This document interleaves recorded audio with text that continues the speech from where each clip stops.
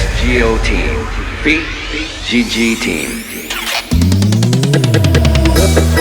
បានជួបស្នេហ៍គ្នាទៅចិត្តស្រីទៅចិត្តមុំមកគេតាមចិត្តអូននំមកដើរលេងនំមកស្ដាប់ភ្លេងកំភ្លេចគ្រារំខំកុំមកមិនទាន់ភ្លេចសុខសាន្តសុខយើងមិនជួបជុំពុកមកបងនឹកខ្លួនថាដែរបងធ្លាប់ខាងអូនឆ្នាំនេះក៏រងចាំទៅសោដោះស្នេហ៍នេះចង់ទូបាយព្រោះលុយបងណា